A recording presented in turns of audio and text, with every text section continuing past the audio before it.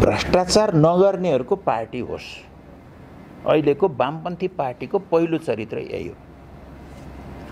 जेएनजीले नबुझेको कुरा नबुझेको भाषा नबुझेको होइन। हामीले भन्छौँ जेएनजीले कुरै बुझेन। जेएनजीले कुरा नबुझेको होइन, त्यो पिँढीले कुरा नबुझेको होइन। भ्रष्टाचार गर्ने तर भ्रष्टाचारको विरोध गर्ने, यो अन्तर्विरोध नबुझेको हो उसले चाहिँ। यसमा अलमलमा परेको हो त्यसले चाहिँ।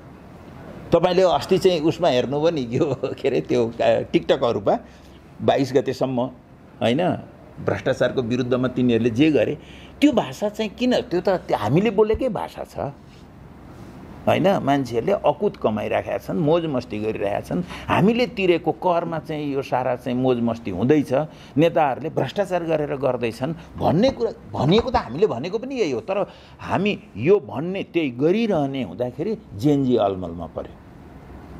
भाषा र गराइमा जुन फरक देखियो, अन्तर देखियो, यसबाट जेएनजी चाहिँ म भ्रष्टाचार गर्दिन भन्ने कुरा जेएनजीलाई बुझाउन गाह्रो छैन। यदि मैले भनेर म भ्रष्टाचार गरिनँ भने, म भ्रष्टाचार गर्दिनँ भन्छु, भ्रष्टाचार गरेँ भने जेएनजी अलमलमा पर्छ। यो के भएको हो भनेर त्यसलाई अलमल सुरु हुन्छ भन्ने लाग्छ है मूलभूत रूपले मलाई।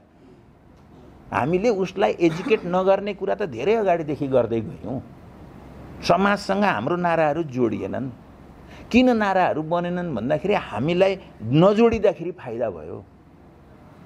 समाज जस्ताको तस्तै रहँदाखेरि फाइदा भयो। समाजले कुरा नबुझ्दाखेरि फाइदा भयो हामीलाई, राजनीतिक पार्टीहरूलाई, नेताहरूलाई। मैले दलाल पुँजीवादको गठबन्धनमा भएका मान्छेहरूको कुरा गर्दैछु, तिनीहरूलाई। त्यसले गर्दाखेरि चाहिँ समाज परिवर्तनको कुरा गर्ने र त्यही काम गर्ने हो भने जेएनजीले पनि बुझ्छ र अरूले, वाइले पनि बुझ्छ, अल्फाले पनि बुझ्छ, जसले पनि बुझ्छन् भन्ने लाग्छ मलाई चाहिँ। भाषामा समस्या त्यहाँनिर हो।